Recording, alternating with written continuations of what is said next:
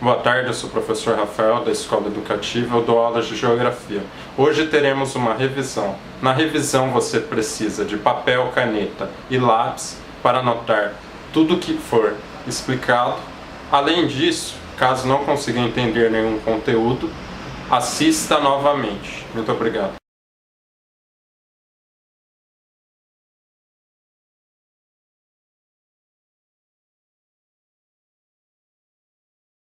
Você sabe o que é SEI? SEI é a Comunidade dos Estados Independentes. Vocês terão que analisar a história da SEI dentro da minha prova. Qual é a história da SEI? Bom, a SEI é constituída pela Rússia e por demais países que faziam parte do socialismo real. Não era só os países que faziam parte da União Soviética, hein? Era mais que isso. A União Soviética era uma junção de vários povos e países, mas existiam outros países socialistas também que tinham relação muito boa, aliás, com a União Soviética. O importante de se notar é que essa relação era tão boa que ela estruturou toda a cadeia produtiva da Rússia com relação aos outros países.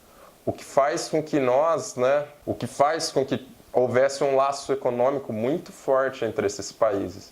Um laço econômico tão forte que até hoje ele é vigente. Por isso, mesmo com o socialismo real tendo acabado, esses laços continuaram presentes e não só presentes, como extremamente importantes para a economia russa e para as demais economias. Nós vamos estudar então e tentar entender como que esses laços se consolidam. Vamos entender os laços econômicos da Rússia, que é o principal país, com os demais países. A Rússia é o principal país, com uma economia muito focada na produção de petróleo e gás. A Rússia atualmente é o principal exportador de petróleo.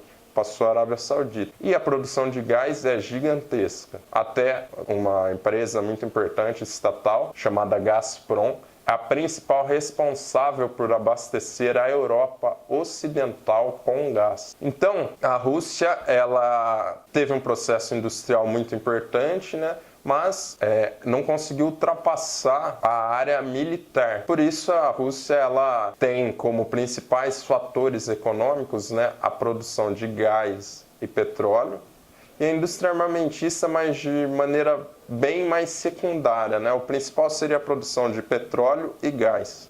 Por causa dessas limitações do processo industrial russo, ela não vai conseguir se inserir tão bem dentro do mercado global. E aí, para que ela consiga não se desindustrializar e ter relações econômicas fortes com outros países, ela dá prioridade aos países da Comunidade dos Estados Independentes.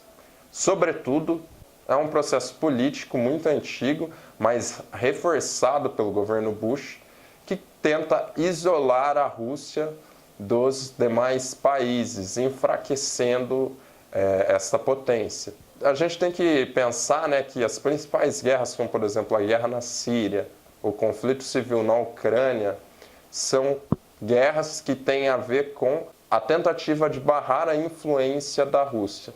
Então, o principal objetivo dos Estados Unidos e das potências europeias é barrar as relações da Rússia com os demais países vizinhos, que são relações econômicas que a Rússia consegue ter ganhos muito grandes, e com isso isolar a Rússia e torná-la um país realmente fraco. Bom, por isso, então, a Alemanha, os Estados Unidos e as demais potências europeias, elas têm tanta ênfase, e isso significa tanta vontade de destruir a comunidade dos países independentes, a SEI.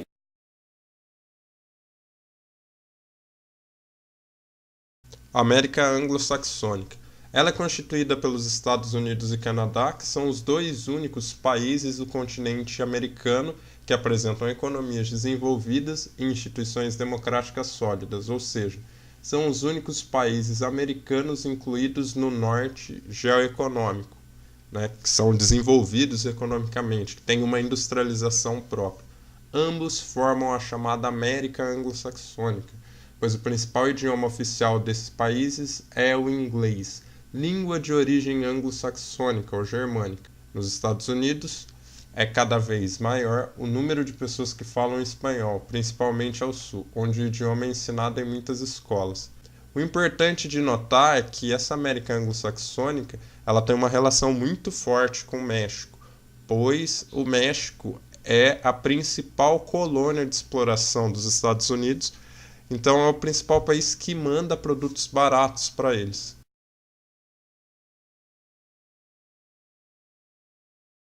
Na América do Norte, há uma aliança econômica e puramente econômica entre os três países. Isso significa entre o México, Canadá e Estados Unidos. Essa aliança se chama NAFTA, vamos lá? Que é o Tratado Norte-Americano de Livre Comércio. NAFTA é a sigla em inglês. Assim como ocorreu na Europa, também na América do Norte houve avanço na integração econômica, embora sem integração política. A independência das economias dos Estados Unidos e do Canadá propiciou em 1989, a assinatura de um acordo de livre comércio entre ambos. Logo em seguida, em 1990, o México, situado ao sul dos Estados Unidos, propôs um tratado semelhante com os dois países.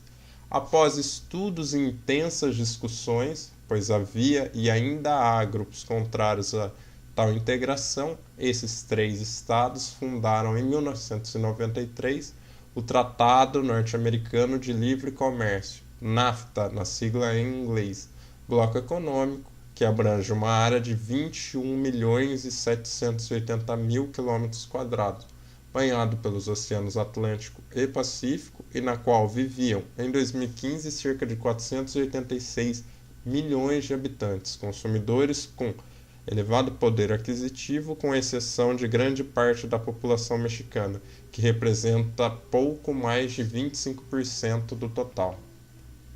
No NAFTA, a participação do México se distingue dos demais países, pois o México é o único país que não é desenvolvido. Então, o Canadá e os Estados Unidos se utilizam do México para exploração, trazendo do México matérias-primas baratas e utilizando o México como um local de mão de obra extremamente barato. Mas a principal função do México é servir como local, colônia, que vai dar matérias-primas baratas para esses dois países. Por que acontece isso? Por causa da história econômica desses dois grandes blocos. O México, que faz parte da América Latina, foi colonizado como uma colônia de exploração e não se desenvolveu. Ao contrário dos Estados Unidos e do Canadá, que serviram para os europeus como uma colônia de povoamento. A página 97 do nosso livro didático mostra com perfeição estes dois conceitos. A colonização de povoamento, tal como ocorreu no litoral norte dos Estados Unidos e também no Canadá, cujo objetivo era fundar uma nova pátria, isto é, os colonizadores tinham a ideia de morar permanentemente no lugar. A colonização mercantilista ou de exploração, que ocorreu no sul dos Estados Unidos e também na América Latina, em que o objetivo era tão somente enriquecer e retornar para a metrópole,